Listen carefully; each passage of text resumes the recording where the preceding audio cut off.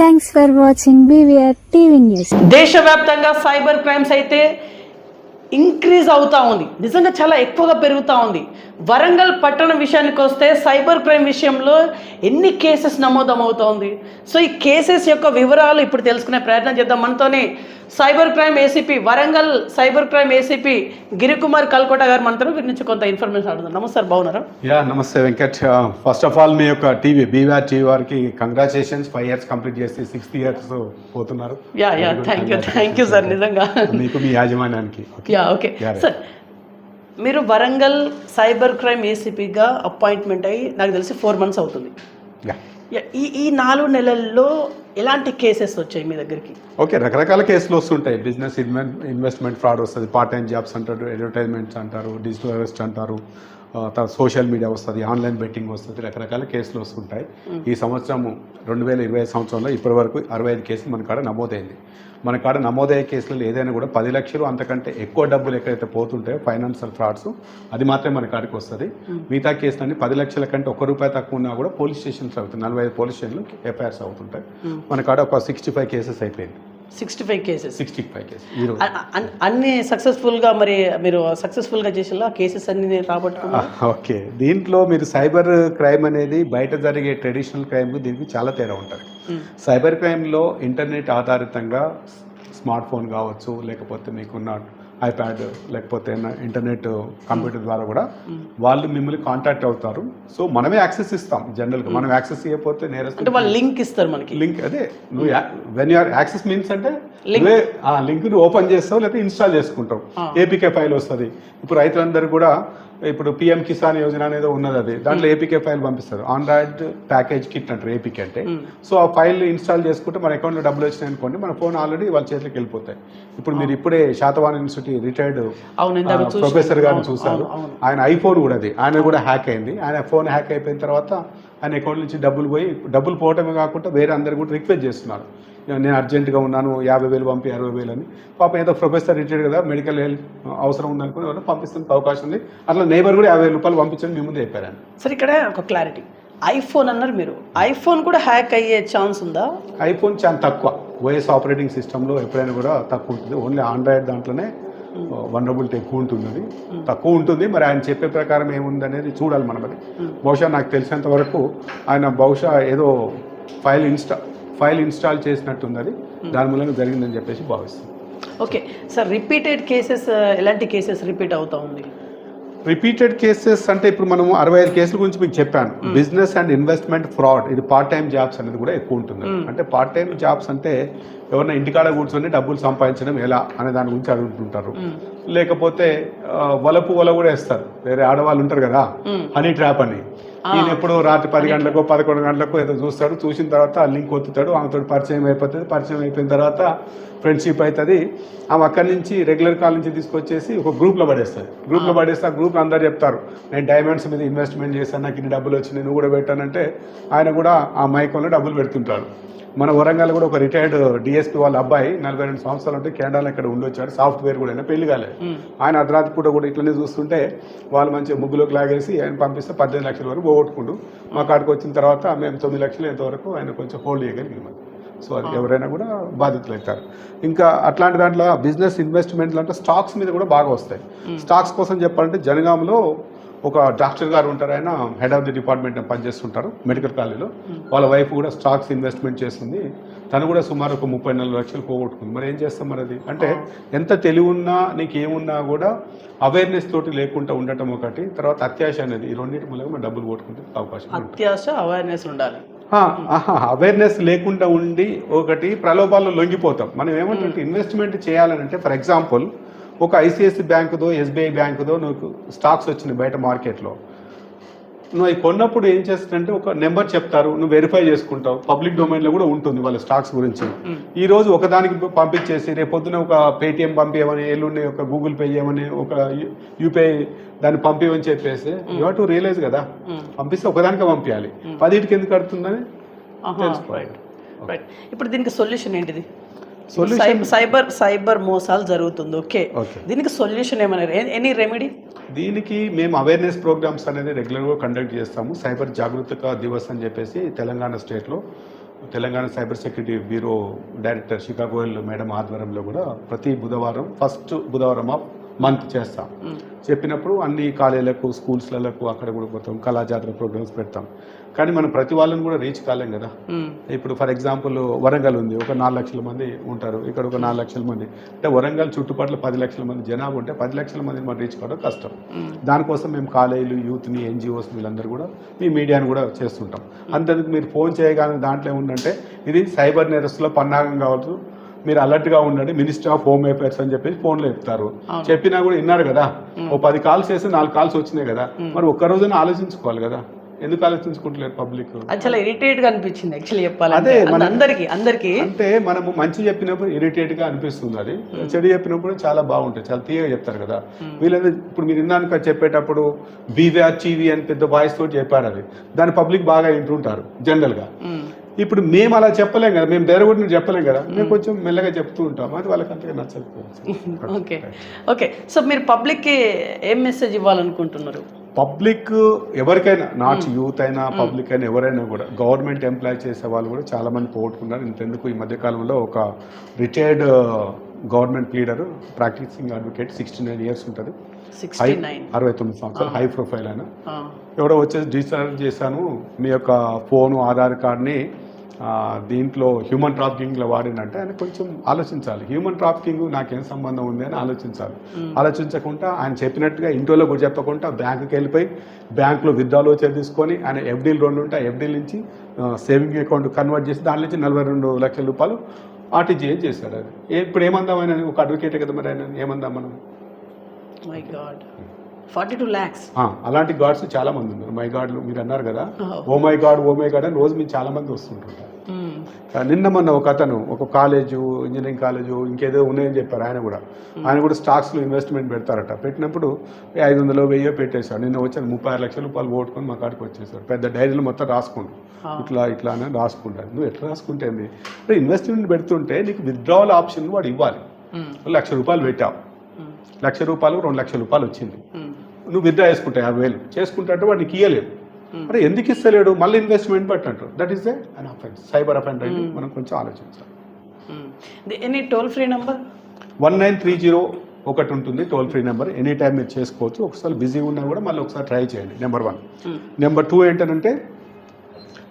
ఏంటంటే cybercrime.gov.in అనేది ఒక వెబ్సైట్ ఉంటుంది, అది దాంట్లో మీరు లాగిన్ అయ్యి చేసుకోవచ్చు. అంతేకాకుండా తెలంగాణ రాష్ట్రంలో మీరు any corner with in 10 minutes ఒక పోలీస్ స్టేషన్ కనిపిస్తుంది. ఇక్కడ మీరు ఉంటే హన్మకొండ పోలీస్ స్టేషన్ కావచ్చు, సుబేదార్ కావచ్చు, అటుపోతే కాజిపేట వస్తుంది, అటుపోతే మడికొండ, అటుపోతే మట్వాడ, ఎనీవే తెలంగాణ రాష్ట్రంలో ప్రతి 10-15 కిలోమీటర్ల రేడియస్లో ఒక పోలీస్ స్టేషన్ ఉంటుంది. సో మీరు కనుక నేరం జరిగినప్పుడు బాధితుడైతే ఇక్కడ కనుక రావాల్సిన అవసరం లేదు, నియర్ బై పోలీస్ స్టేషన్ పోతే అక్కడ ఒక సైబర్ వారియర్ ఉంటాడు, ఎక్స్క్లూజివ్లీ సైబర్ పోలీస్ స్టేషన్ ఉంటుందా? ఎస్, ఇప్పుడు 45 పోలీస్ స్టేషన్లో 40 సైబర్ వారియర్. ఓన్లీ సిటీ లెవెల్లో చెప్పాలి, మండల్ లెవెల్ కూడా ఉంది కదా. మీరు ఇక్కడ నుంచి జనగాం నుంచి మీరు హైదరాబాద్ పోతున్నారు, ఆలేరు కాంచి మొదలు పెట్టేసి అటు పోతే యాదగిరి ఉంటుంది, ఆలేరు ఉంది, భువనగిరి ఉన్నది, ఎక్కడికన్నా wherever go our network follows అని హచ్డాగ్ చెప్పింది కదా, అట్లా wherever go there is a police station within radius of 15 kilometers in Telangana. 15 kilometers, 15 లేకపోతే మా అంటే 20 kilometers. It's a matter of 10 to 15 minute journey.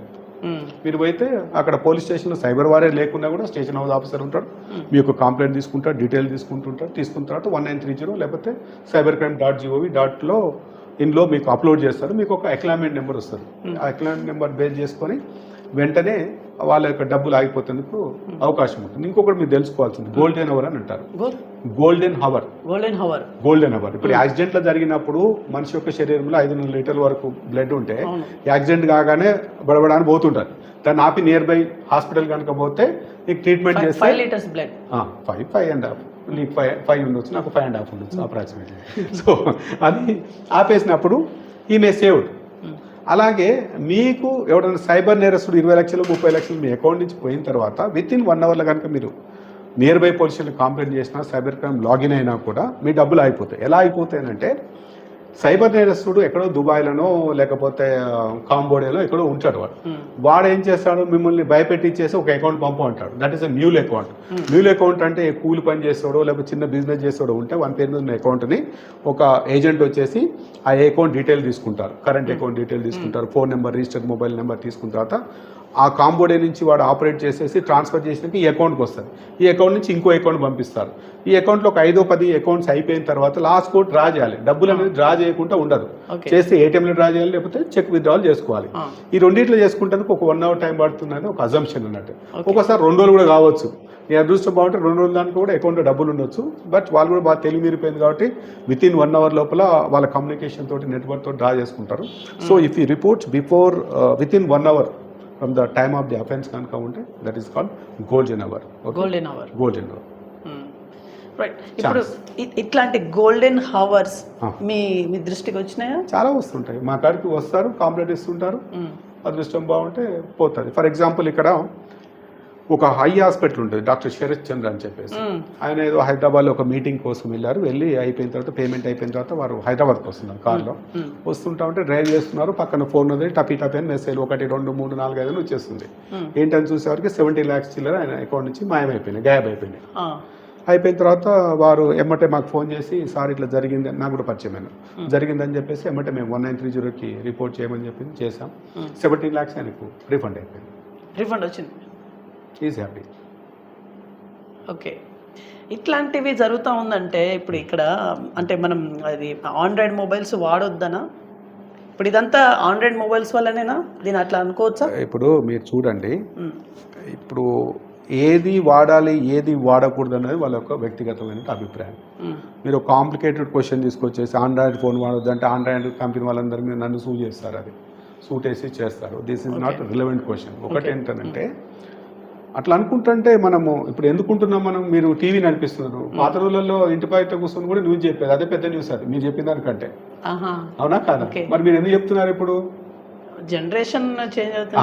అట్లనే ఆండ్రాయిడ్ ఫోనా, ఓఎస్ ఫోన్ అయినా, ఇంకా రేపొద్దున ఇంకేమైనా శాటిలైట్ ఫోన్ ఎవడైనా వాడుతుంటే వాళ్ళ వ్యక్తిగత విషయం అది. కానీ భద్రత అనేది చాలా అవసరం.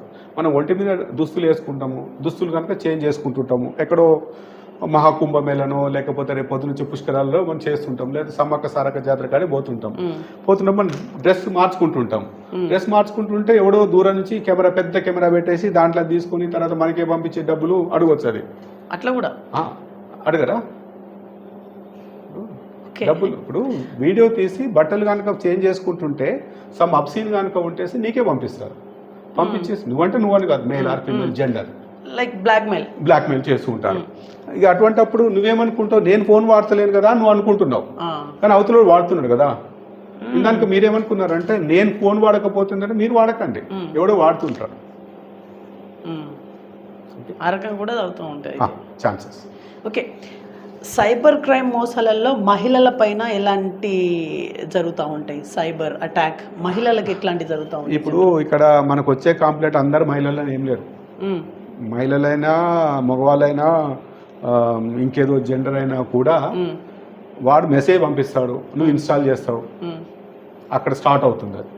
అవతలోడికి నిజంగా కూడా ఇప్పుడు ఫర్ ఎగ్జాంపుల్ నాది మొబైల్ ఉంది, నా మొబైల్లో మా మిస్సెస్ పేరు మీద ఉంటుంది, మా మిస్సెస్ పేరు మీద ఉంటే అవతలోడు చూస్తాడు, అడ్రస్ చూస్తే ఆడామున్నది. అవతలోడు ఒక మగ వ్యక్తి ఏం చేస్తాడంటే నాకు మెసేజ్ పంపించేసి సమ్ న్యూడ్ కాల్ లాగా పెట్టేసి నేను నిద్రపోతాను మధ్యాహ్నం, ఇప్పుడు తిని పడుకోగానే వాడు వీడియో కాల్ చేస్తాడు, ఎవరో వీడియో కాల్ చేస్తారని చెప్పేసి మనం ఇట్లా ఒత్తినాం, ఇట్లా చూసినాం అంటే ఆయన న్యూడ్ అది కనిపిస్తుంది, నా యొక్క వీడియో దాంట్లో పడిపోతుంది. 10 seconds 15 seconds 20 seconds వాడు సేవ్ చేసుకుంటాడు. తర్వాత వాడు నాకు పంపిస్తుంటుంటాడు. వాడి అజంప్షన్ ఏంది, అవతల ఒక మహిళ ఉంది, మరి నేను మహిళను కాదు కదా. తర్వాత వలపు వల వేసే వాళ్ళు కూడా మహిళలాగా చేస్తుంటారు, 70 ఏళ్ళు 80 ఏళ్ళు అని కూడా పంపిస్తుంటుంటారు. ఆయన ఫోటో చూసి మహిళ అనుకుంటాడు, అది ఆర్టిఫిషియల్ జనరేటెడ్ వీడియో కూడా కావచ్చు అది, అవును కదా. సో ఇక్కడ మహిళలు మగవాళ్ళు అదేని కాదు, బాధితుడు అంటే ఎవడైనా. ఇప్పటిదాకా మనం బాధితుల గురించే మాట్లాడుకున్నాం. మరి అవతలున్న వ్యక్తి అతను ఎట్లా కట్టడి చేయాలి? అతను కట్టడి చేసేటువంటి ఆ సిస్టమ్ ఇంకా రాలేదా? ఇప్పుడు కట్టడి చేయటం అని అంటే ఒక మొబైల్ నెంబర్ ఉన్నది ఇక్కడ, మీదో నాదో ఎవరిదో ఒక ఆధార్ కార్డు ఎక్కడో దొరికింది, ఓ నెంబర్ తీసుకుంటాడు, మనకు ఆ నెంబర్ నుంచి ఫోన్ వస్తుంది, ఆ నెంబర్ నుంచి వాట్సాప్ మెసేజ్ వస్తుంది, ఆ నెంబర్ నుంచి వీడియో కాల్ వస్తుంది. కానీ ఆ నెంబర్ ఆపరేట్ చేసేవాడు ఐపీ ఇంటర్నెట్ ప్రోటోకాల్ లాగిన్స్ ఉంటాయి చూసారా, ఎక్కడో కాంబోడియాలోనో మలేషియానో సింగపూర్లో ఉంటుంది అది. సో అక్కడి నుంచి వస్తుంది నెంబర్, ఇది కనిపిస్తుంది, ఐపీ అడ్రస్ ఇస్తే అక్కడ కనిపిస్తుంటుంది. మరి ఎట్లా పట్టుకోవాలి? మరి మాకున్నటువంటి టూల్స్ సాఫ్ట్వేర్ దాని ప్రకారం చేస్తాం. ఫర్ ఎగ్జాంపుల్ మీకు ఈ మధ్యకాలం లాస్ట్ మంత్లో మేము కేరళ కూడా పోయి వచ్చేసాము. కేరళలో కొన్ని ప్రాంతాలలో మా cyber security director DGP madam ఉన్నారు కదా, షికాగో మేడం ఆదేశాల ప్రకారం మేము కేరళ, మహారాష్ట్ర, కర్ణాటక, ఏపీ స్టేట్స్కి పోయిన తర్వాత అక్కడ నేరస్తులు కొంతమంది పట్టుకున్నాం. ఎలా అంటే ఇక్కడ నుంచి డబ్బులు పోయినప్పుడు ఒక అకౌంట్కి వెళ్ళిపోతుంది, అది కర్ణాటకలో ఉంది లేదా కేరళలో ఉంది, వాడిని పట్టుకుంటాం. వానికి ఒక ఏజెంట్ వచ్చి నాకు చెప్పాడు ఈ అకౌంట్ ఏమని, ఏజెంట్ పట్టుకున్నాం. వాని ద్వారా ఇంకొకటి ఛానల్ ఇలా మేము పట్టుకుంటూ పోతుంటాం. అసలు నేరస్తులు దొరకాలంటే కొంత టైం పడుతుండొచ్చు, తప్పనిసరిగా దొరుకుతాడు.